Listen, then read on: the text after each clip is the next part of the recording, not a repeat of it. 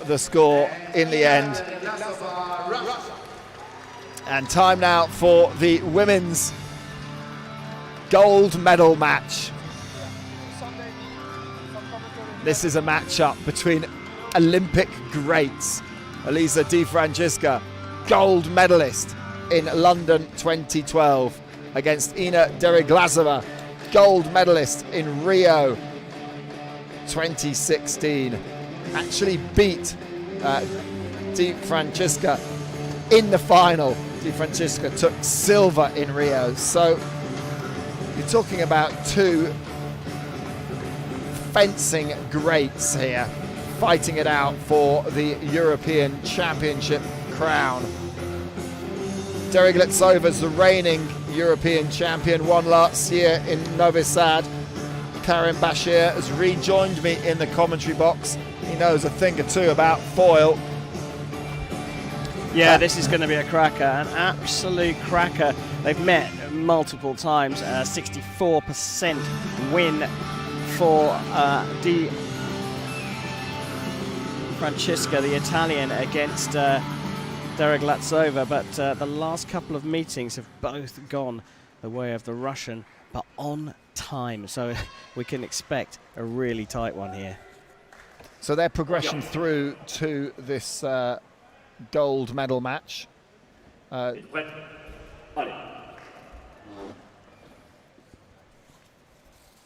Di Francesca against Thibaut in the semi-finals. Very technical affair, and Deriglazova, wow, that was that first semi-final, wasn't it? Yeah, against Volpi, it was incredible. World number 1 and 2 against each other, but that, in some respects, may well play to the advantage of Di Francesca, because I'm sure the Italian camp would have had a look at that and considered maybe a slight change in tactics from Di Francesca for this one, compared to what Volpi did. Di Francesca went through it was a close match in the semi-final, but it wasn't so highly strung. No. There wasn't so much emotion involved, and that emotion can be draining. So Deriglazova's had to kind of refocus, whereas Di Francesca's just come through on a kind of level emotion, emotional state, shall we say.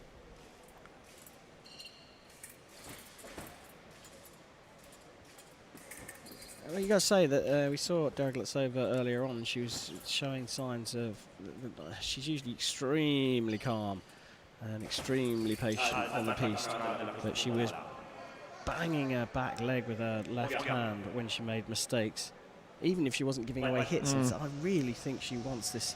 Of course, she really wants this title, but I think this year in particular, she wants it as to mark her domination so far this season. 6 wins from 8 on the circuit.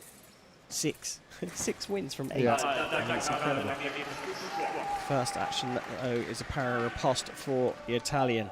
Yeah, and Di Francesca gets the scoreboard ticking over first, takes the early lead. Di Francesca sometimes does this strange little flick with her back foot up in the air.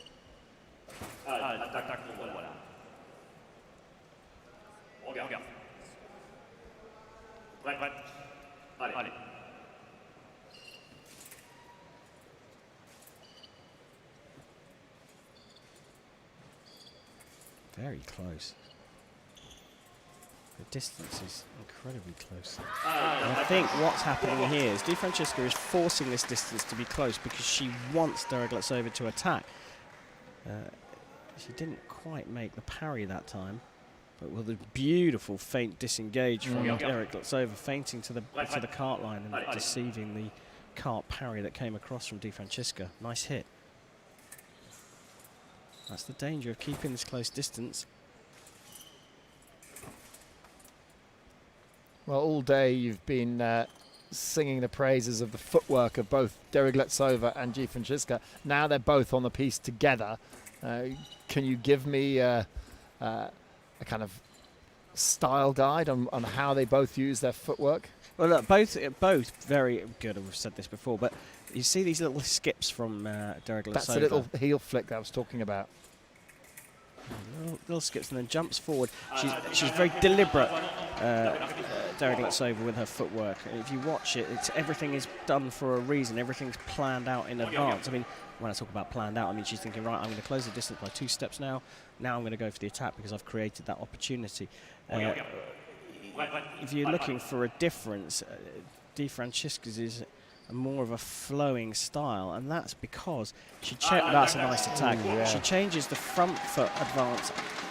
It's interchangeable with her back foot advance, where she moves the back foot first when she's stepping forwards. So it looks so smooth and delicate, or elegant, I should say. They are both brilliant, but there are those differences. Yeah, there is a subtle difference. If you look at the footwork, if you look at the legs.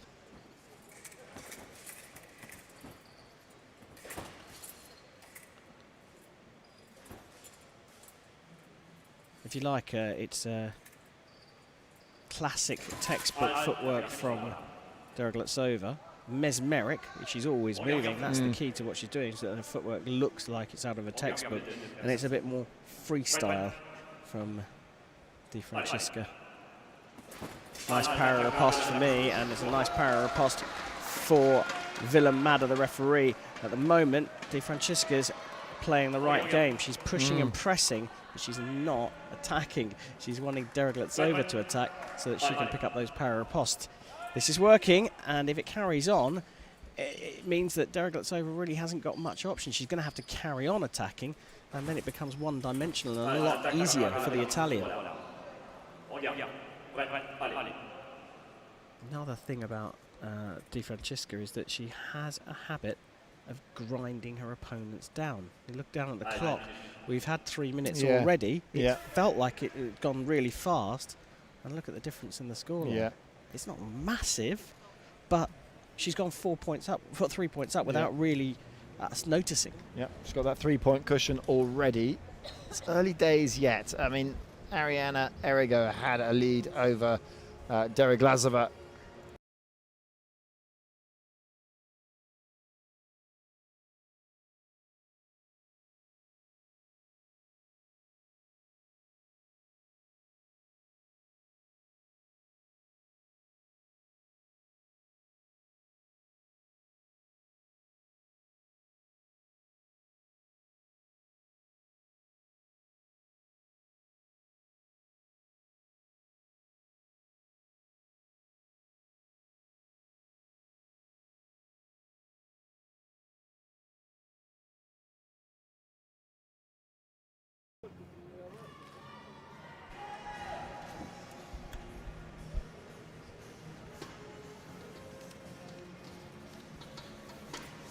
So the referee, Willem Madder, brings the fencers on guard. Neither of them particularly keen to get this one back underway.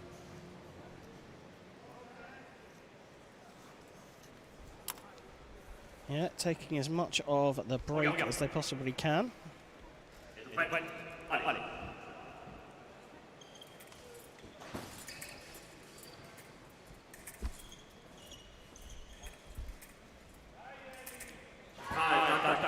Yeah, another para riposte failing on the right-hand side of the piece. That's happening to Di Francesca, and I'm not suggesting it's that side of the piece that's the problem, but a number of them have missed on their para riposte today.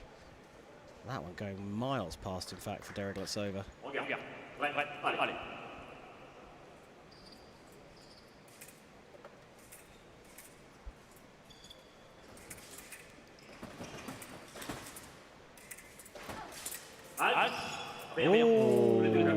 The referee had called halt before the hits were landed.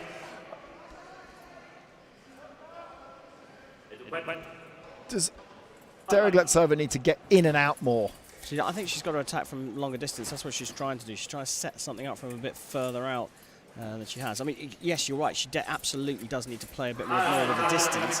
But what she's decided to do is basically go toe-to-toe with Di Francesca. She's got away with it that time. I'm not sure that's wise against Di Francesca, because Di Francesca's really canny and wily, and she'll change what she's doing. One moment she'll go for para riposte, then she'll run away if she's got the space, and then the next time she'll step in.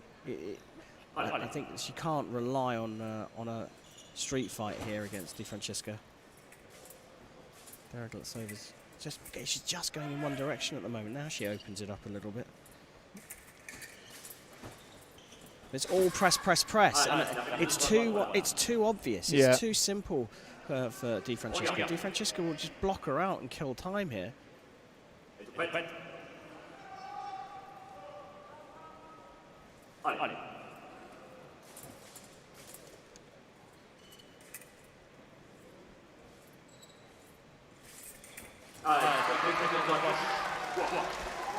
Well, don't rule out the reigning Olympic champion just yet, because Ina Deroglatsova has a very astute mind, as well as the physicality that she brings to the sport. Yeah, the difference there was a dummy attack first. She actually threw in the attack short to lure Di Francesca out. And that was the plan to get the para riposte. See, there's that long lunge I've been telling you about, that people just get caught out by all the time. Yeah, and they get caught out because Di Francesca very rarely throws it in. Yeah. Saves it up for a surprise.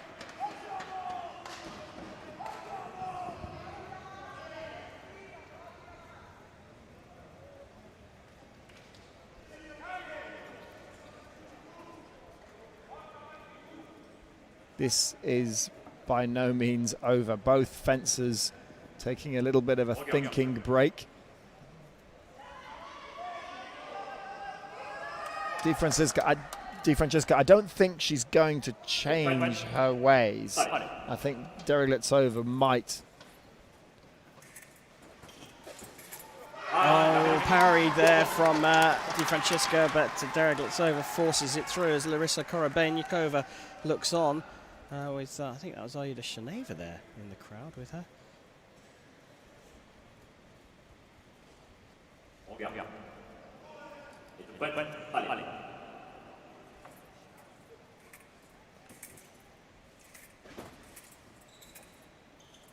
She's just staying a little bit further away, isn't she, Ina Deroglatsova? She's coming in and out more. Di Francesca trying to keep the distance close. Another failed para riposte.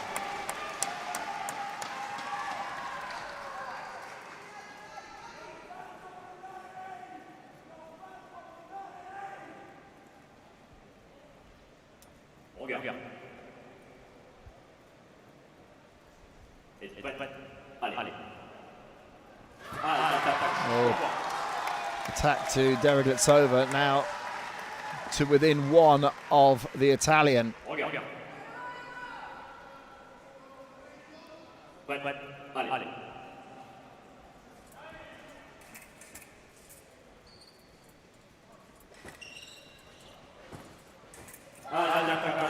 Di Francesca's come out to play. She's decided she can't just sit back. She's going to have to start doing a few attacks.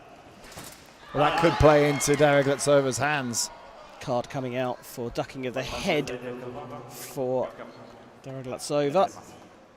Acknowledges that. You can go down with your head as long as you keep your chin up. As soon as your chin starts to rock forwards, you start to expose the back of your head, and it's well, it's dangerous for you basically, and that's why it's a yellow card. It's not allowed. And you're also covering your target. There is that as well, but I think the main reason is the danger because of the exposed back of the head on fencers. Nice attack into preparation there.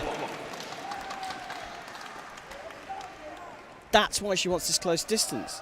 Because if she's close enough and Deroglatsova moves forwards like this with her arm up in the air, the point is pointing towards the ceiling, it affords an opportunity for those quick attacks into prep.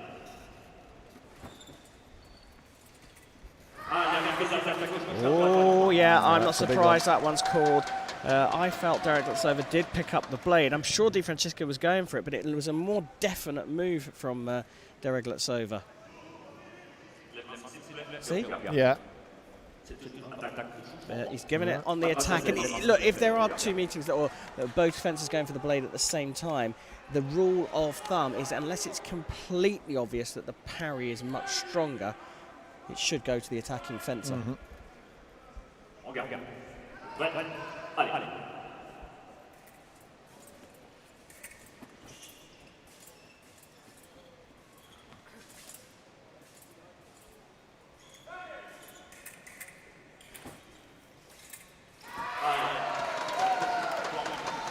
Double figures for Di Francesca.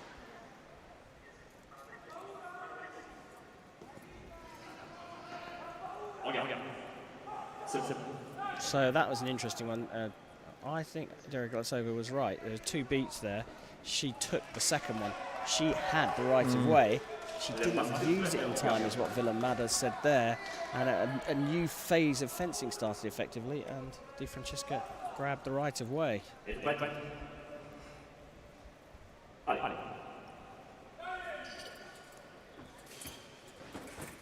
Well, Derevyatsova by no means out of this yet. She can string a couple of hits together now.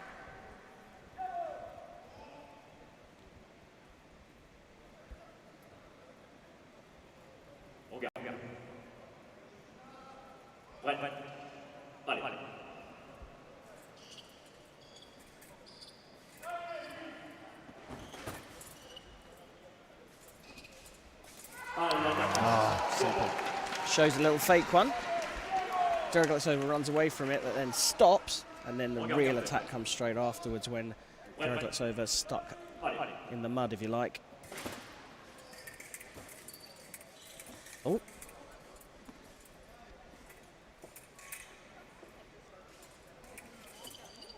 Attack from the right for me.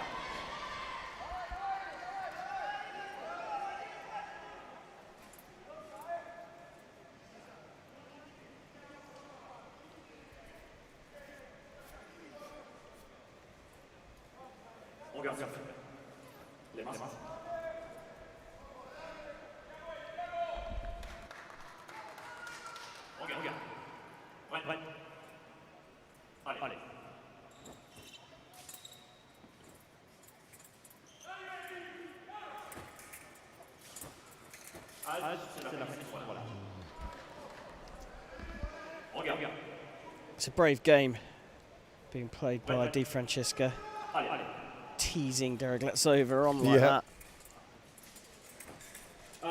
Oh, misses the power riposte, but gets a quick stop it in before leaning her body back and avoiding Derevyatsova attack, which had the right of way here. So power riposte fails. It's actually parried from Derevyatsova, but hits and leans back. You've got to think about whether Derevyatsova, well, she's going to get the chance to speak to her coach. Yeah, because we're ticking down to the break, and they'll step away as the scores sit at 12-7. It's the London Olympic champion has a 5-point cushion going into the third period, and the reigning Olympic champion Ina Derevyatsova with a little bit of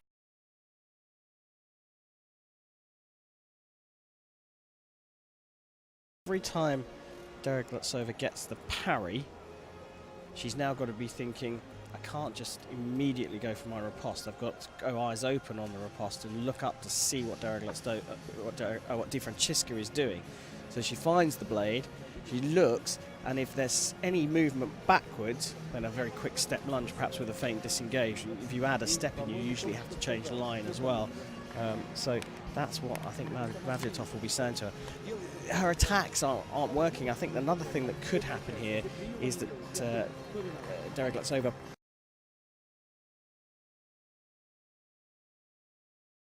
that back line, then she's got nowhere to go. The problem she's got is I'm not sure Di Francesca's going to let her do either of those things, and I think Di Francesca may well come out here and have a go at this herself and go after it. She does have some weaponry. And I think she's got plenty of juice in the tank as well. Yep. She's not had to expend too much energy. So here we go.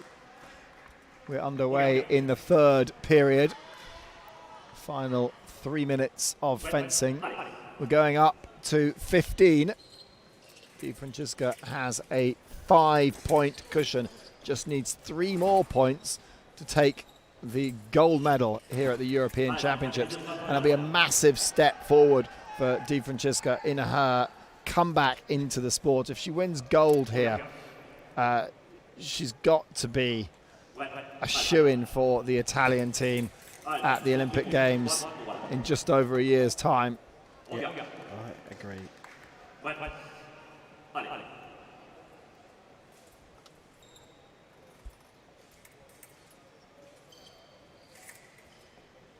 She's not going to do a world ranking any harm as well, as she looks forward to the World Championships and then next season, which continues to be really important in terms of Olympic qualification. You'd expect both Russia and Italy to be in the mix for the women's foil. So a longer build on the attack that time, and it's again the second part of the attack that's working out for Derek-Glutzova. She launches a very short attack, and that's followed by the successful long one.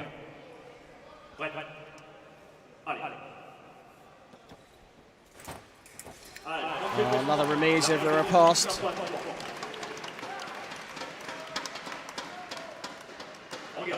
And Derek-Glutzova's body language not good there.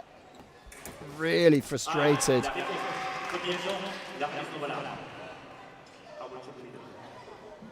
So Di Francesca is sending Villamada to have a look at the video.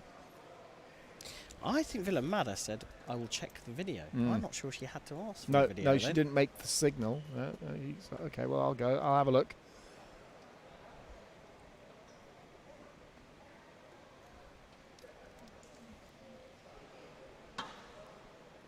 And look at these shots. I mean, they're great. It's great to see the referees, but I look at them thinking, can we see a replay as well, please? Yeah. It'd be pretty nice to get that one. Oh, wow.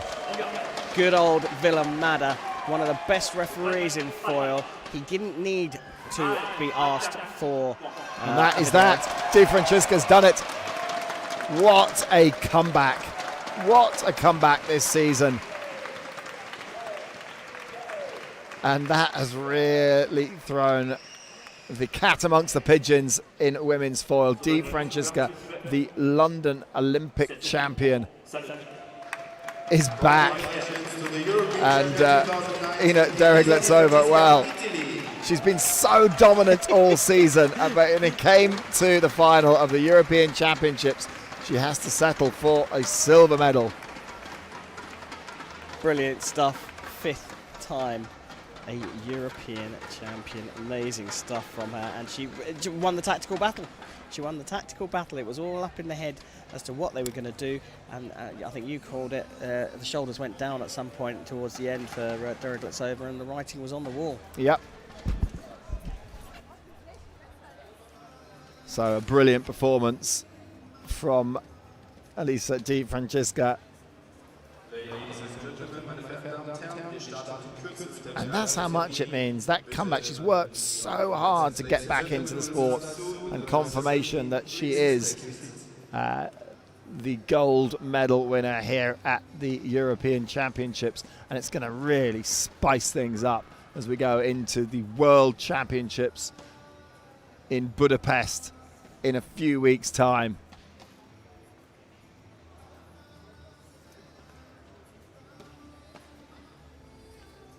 And the Italian women's foil